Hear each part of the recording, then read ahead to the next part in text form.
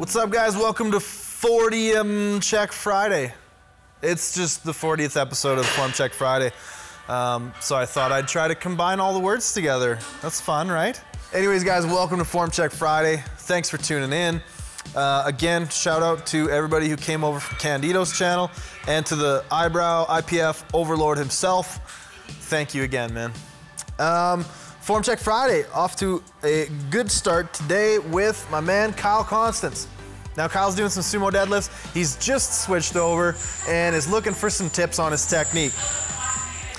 One thing I'm noticing is your grip looks a little bit close together. I would try widening your grip for the sake of being able to pull your back a little bit flatter. And maybe that'll help with some of the other issues I was gonna talk about just now. So the other thing that I'm seeing is a little bit of your hips rising behind you, causing a little bit of lost position in your back. So if you can try to get your butt to stay in position where you put it and keep everything locked in, a little bit more patience off the floor, a little bit more quads as you initiate the lift, I think that's gonna go a long ways. One of the things that I would recommend doing as a sort of learning tool or a cue to yourself to get better at sumo as you practice is to film all of your lifts from a direct straight on side angle and be meticulous with your technique. If you notice your hips rise or you lose your back position, don't count that rep.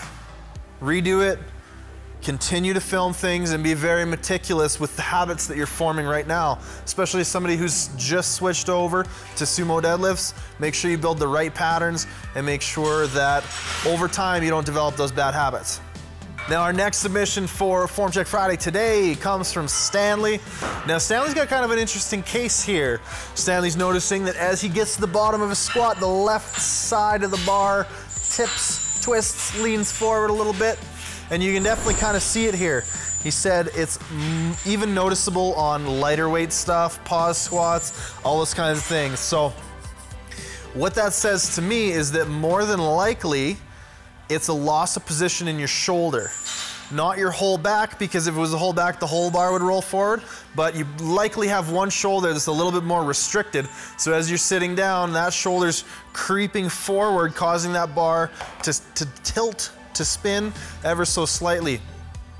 So what I would try to do is I would try to lock that shoulder blade down your back harder, especially as you sit into the bottom. This is something you can probably focus on really well with pause squats, with pin squats and tempo squats and things like that, where you're having to be very, very conscious of that bottom position.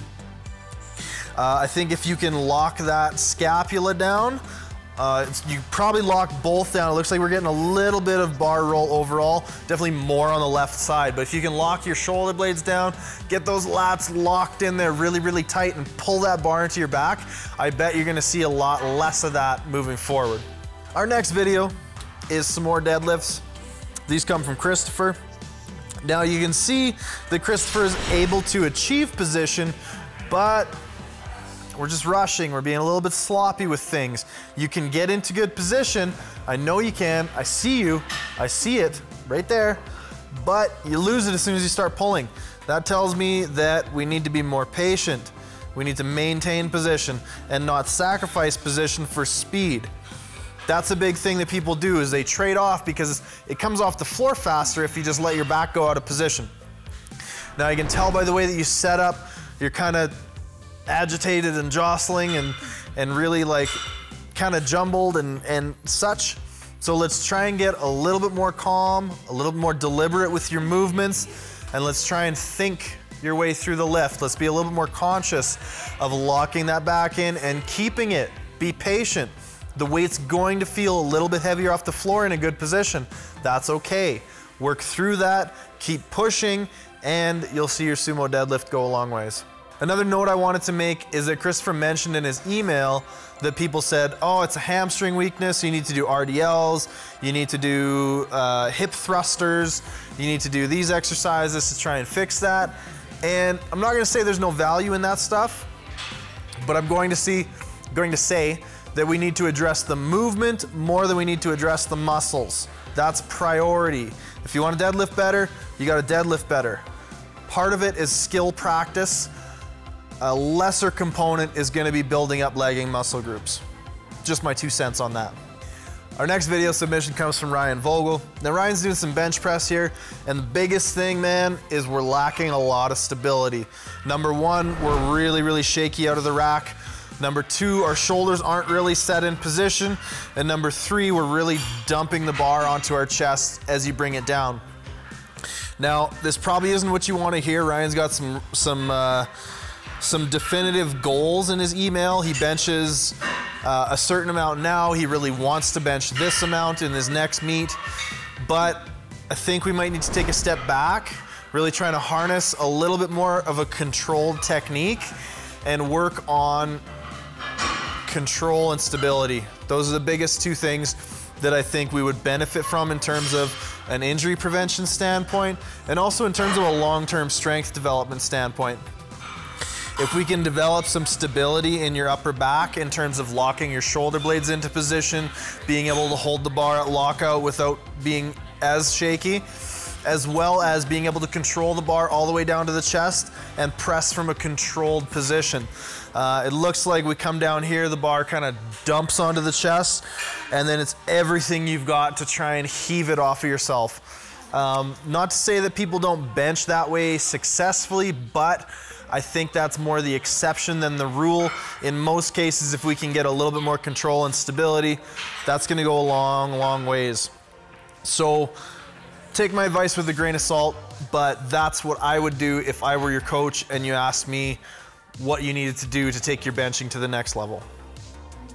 And our last video today comes from Sergen. Now, Sergen's doing some sumo deadlifts, some paused sumo deadlifts here, and he says he just switched to sumo, but people are telling him he's got better leverages for conventional. So first off, I'm gonna tackle that, and then we'll talk about what's going on with your lift.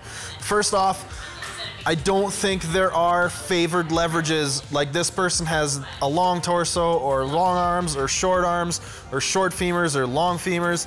I don't think that that's as big a predictor of successful deadlift mechanics as people might think. I also don't think it's very easy to look at a person and just figure that out. The thing that I think is the truth for that scenario and how to pick between the 2 is that you need to practice both.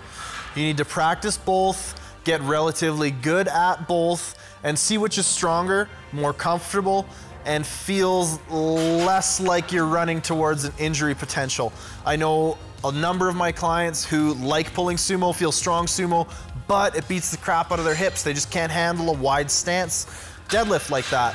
So in those cases, we might use sumo as an accessory and conventional to get most of our volume. But anyways, learn both, Sergen, do both, figure out which one is stronger and more comfortable for you. That's the way to figure it out. Don't listen to people who are saying, oh, you're long, so you need to do this, or you're short, you need to do this. Disregard that, in my opinion anyways. Now, in terms of getting actually down to the lift here, it looks like the first thing I'm noticing is there's a lot of inconsistencies from rep to rep. So in a couple of reps, we do a relatively good job of locking the back in and keeping it. In some of the reps, as soon as we start, the back folds. In some reps, the knees are pushed out really hard. In others, not so much. So part of it is I just need you to practice the lift more. We need to think about those eternally repeated cues from this show, like keeping your back flat, locking your lats on, being patient in the first phase of your lift so we don't lose the position that we create. And another thing I'm gonna add to that for yourself is don't worry about pushing your knees out so hard. It looks like in a number of these, you're over-rotating your knees out, over-opening the hips, and I think that's going to work against you in the long run. Not only is that gonna put a lot of stretch in your adductors, that's probably gonna be uncomfortable and potentially injurious down the road, potentially an injury risk down the road, but it also just doesn't make for sound mechanics. So let's try those few things. Let's practice a lot. Let's keep the weight moderate until the technique starts to come together and become a little bit more cohesive. And like I said, try both. Do sumo and conventional. Maybe do one for 8 weeks, then do another for 8 weeks and see where each ends up. Let's try to figure this out together. Anyways, guys, that's it for Form Check Friday. Thank you so much for being a part of this. Thank you so much to everybody who's submitted their videos. We wouldn't be able to do this without you guys, and we really enjoy the fact that we get a lot of positive feedback that this positively affects people. You know, I get a ton of messages of people saying that they enjoy the content, they get value from it, so we're very happy to give back. We're very happy to do this for you guys. So keep those submissions coming, calgarybarbell2@gmail.com. We're up to August 24th as of the recording of this video, and leave a like if you liked it, hit that subscribe button, and we'll see you in the next one. Bye-bye.